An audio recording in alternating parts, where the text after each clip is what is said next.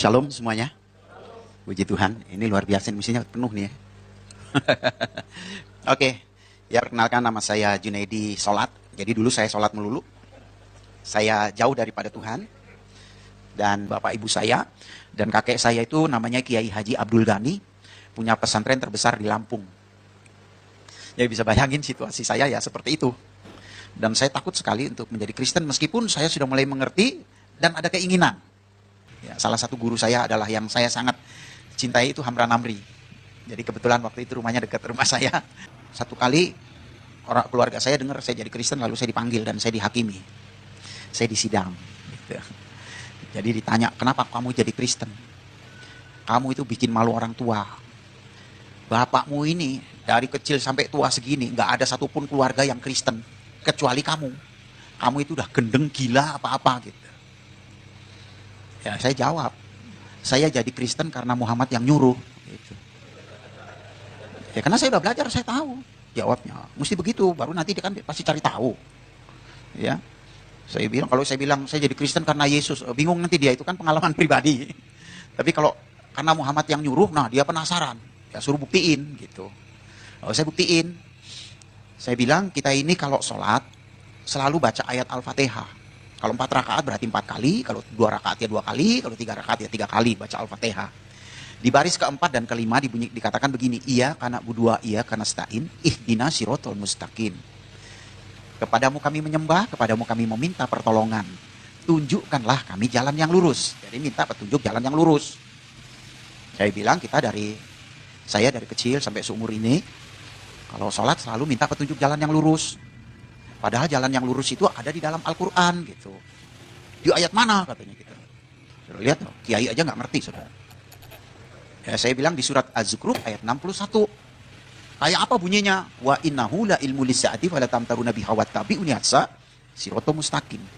Sesungguhnya Isa Al-Masih benar-benar memberitahukan hari kiamat. Janganlah kamu ragu-ragu tentang hal itu, ikutlah kepadanya karena dialah jalan yang lurus. Jadi ya jalan yang lurus itu Isa Al-Masih, saya bilang, bukan Muhammad. Saya bilang kalau ada satu ayat aja Muhammad berkata, akulah jalan yang lurus, saya nggak mungkin ikut Isa Al-Masih, saya bilang. Gitu. Nah di situ debat lagi. Kamu perhatiin ayat ini, katanya di sini nya ini huruf besar bukan huruf kecil, ikutlah kepadanya. Nya di sini yang dimaksud Allah. Kamu boleh percaya Isa Al-Masih, tapi jangan jadikan dia Allah karena Allah sama Isa Al-Masih beda, katanya begitu. Nah, saya kasih tahu lagi dalam surat Luqman, ya, surat yang ke-34 ayat 4 dikatakan, yang tahu hari kiamat adalah Allah.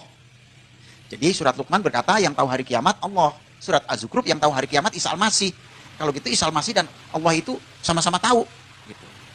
Kan gak ada satupun yang tahu hari kiamat itu kapan. Kecuali Allah dan kecuali Isa Al-Masih. Lalu terjadilah debat dan akhirnya bapak saya nyerah dan saya diusir. Tadinya saya mau dibunuh juga itu. Tapi saya diusir dan tidak diakuin sebagai anak. Ya, itu yang terjadi. Dan akhirnya dia kasih tahu sama semua keluarga, nggak boleh ada yang terima saya. Tapi saya bersyukur kesaksian itu cukup lama dan banyak yang mendengar. Dan 7 tahun kemudian bapak saya tiba-tiba ketemu saya. Dia datang ke rumah sore hari. Saya terkejut, waktu itu saya dari luar. Nah saya bilang, bapak kapan datang? Dari tadi pagi katanya. Ada apa pak? Saya mau cium tangannya, biasa kan kalau kita cium tangan gitu. Dia tepis, nggak usah katanya.